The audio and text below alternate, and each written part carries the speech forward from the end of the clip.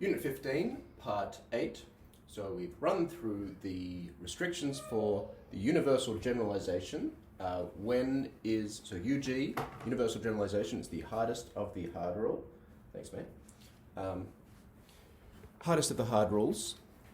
So what's the restriction on its use? We are only entitled to do the universal generalization, right? The inference from a particular instance or singular sentence to a universally quantified sentence if that instance has been derived within a UG flagged subproof, right? So we need to so UG is the only one of these four rules which requires subproofs, but you can only do the inference if the instance is derived within the subproof, so that instance will be the last line, the last line of the subproof, such that when you get that instance, if you can get that instance within a UG flag subproof, you can make the inference to the universally quantified sentence. What this amounts to, just to read it again, Klenk's important words on page 281. The kinds of instances from which it's proper to infer universal propositions are those that would hold as well for any other individual. In practice, this usually means those that were derived entirely from universal propositions. So kids got my things for erasing the chalk. See how the restrictions on universal generalization disallows us from inferring from the claim that there are striped cats, that everything is a striped cat. So be aware where we are, what we're doing here. We want to prevent this inference. This is not a valid inference. You guys helped yourself to applesauces, did you? Okay. We don't want this to be a valid inference, so we've made the restriction on the rule that you can only infer. You can only do universal generalization once if you've derived it within a UG subproof. Okay, so UG is a hard rule. What was the other hard rule? It was existential instantiation. Remember? So look, she runs through this. Klenk runs through this on page 23. You stand here. You'll be in the Yeah, you can say hi. Say hi. Stand over there. Hi. Hi. Okay. She runs through two different ways of attempting to prove this, and notice that they're both blocked. Okay. So the first is you try and so since the rule that would be required to derive this is universal generalization. Why? Simply because this conclusion we're trying to get has to be the conclusion of a rule. And of course, the question you always ask: what is the form of this formula? It's a unit. It is a quantified statement. It is in quantified form. It is a universally quantified sentence. So it would have to be UG. To do UG, you have to set up a UG flag subproof. So you would have to go like this, write flag A brackets flagging step for UG, right? And at the end of part 7, I was saying that UG has an advantage in its use similar to conditional proof, in that, remember, conditional proof, you could put the consequent down at the bottom of your subproof, right? The consequent of the conditional, and that lets you know exactly when you finish the subproof.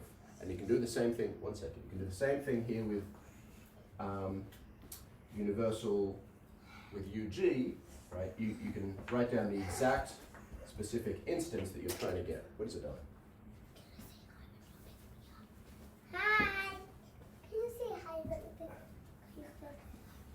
Hi. All right. And the important thing is, in setting up a UG subproof, a flag subproof, this counts as A appearing, right? So remember, the first restriction or rule governing the use of flag letters is a flag letter cannot have previously appeared in the proof. The flag letter must be new to the proof. Okay?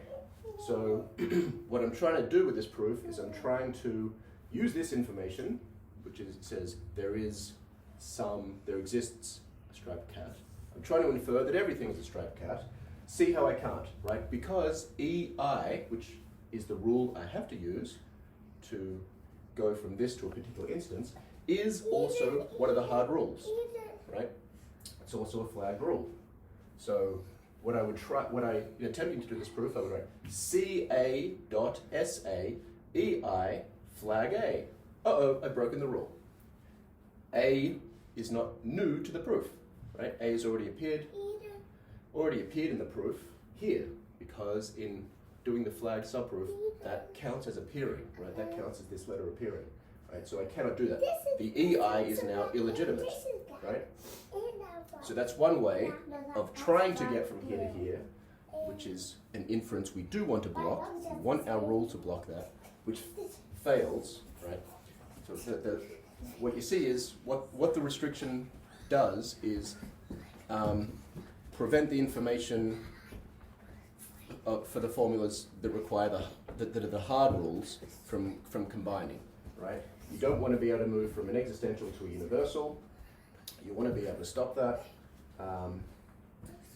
And by the, because moving from this is a flag rule, and because moving to this is a flag rule, right? And the flag letter needs to be new to the proof. You can't. The result is you can't use this information to get that inference, right? So that's one of the two ways that's blocked. The other is, what if we went the other way? Okay, I couldn't existentially instantiate here. Could you go and wet this for me, actually, please? Okay. Thank you.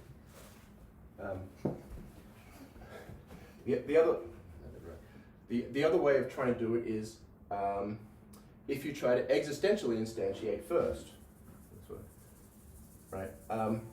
So if instead of if I set up the flag subproof right away, and my advice for when you're actually doing proper proofs using UG, right, it's the hardest of the hard rules. Thank you, darling. Because you're because you really do have to remain conclusion driven, and you have to set up for universal generalization before you do the universal instantiations. Again, in practice, when you are doing real UGs, you'll be deriving the universal statement you're inferring by UG from existential statements only. That was the second line of the Klenk text that I read out. Okay, don't erase my thing. And this needs to be squeezed out, mate. Go squeeze that out. It's dripping all over the place. Squeeze that out in the sink. Okay. It's a terrible assistant. Okay. So see how we tried. It's the second attempt of trying to get this, and see how this also fails.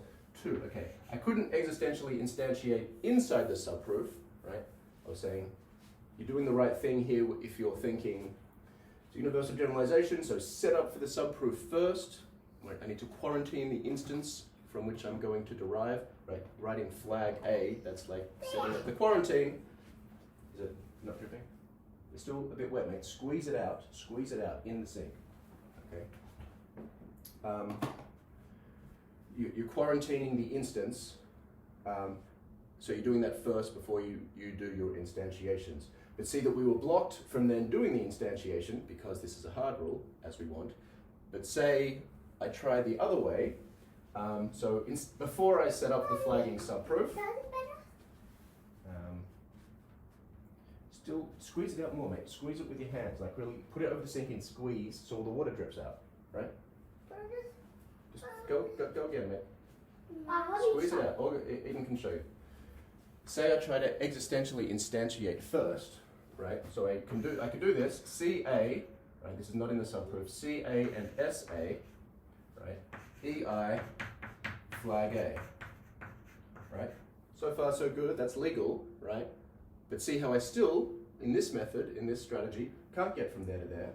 Why not? Because I still have to get this, to do UG, I still have to get that through a UG subproof. So now I still have to set up the thing, but I can't flag A now, right? Again, because if I write flag A, set up an A flagged subproof, that is the individual constant, the letter, the individual constant A, it's an A flag subproof, or it would be. If I try to do that here, I've broken the rule, because A is not new to the proof. Writing flag A here counts as A appearing, but A has already appeared, right? A is not new to the proof, broken rule 1, can't do it. So to set up a flagging subproof, I'd have to write flag B, sort of, so far so good. Flag B, still a lot of water in it, mate. Go squeeze it a bit more. Just squeeze it as hard as you can over the sink so the water comes out. I told you. I would write flag B, right? And notice the rule of UG, right? You'd write flag B, and you'd have to derive a propositional function true of B. So this would have to be B, right? But of course, with that, in trying to derive the predicates for the individual B, this isn't going to help. The fact that A is a striped cat, right? That C, A, and SA isn't going to get you anywhere near B is a striped cat, right? You can have a striped cat, and then Dan, which is neither striped nor a cat. Different individuals, different things, right?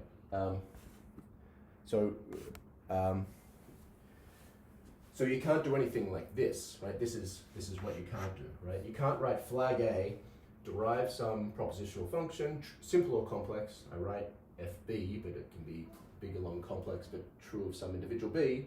Can't derive something true of B and then do the universal generalization replacing B with X. That's no good. That's not the letter you flagged, right? This instance has to be the instance, last line of the subproof, from which you do the UG, has to be, the instance letter has to be the same letter as the letter you flagged, right? This is a flag subproof. The instance has to be things true about A. A B flag subproof, that has to be true of B, right? Okay. Take the bell off, mate. The bell's too loud.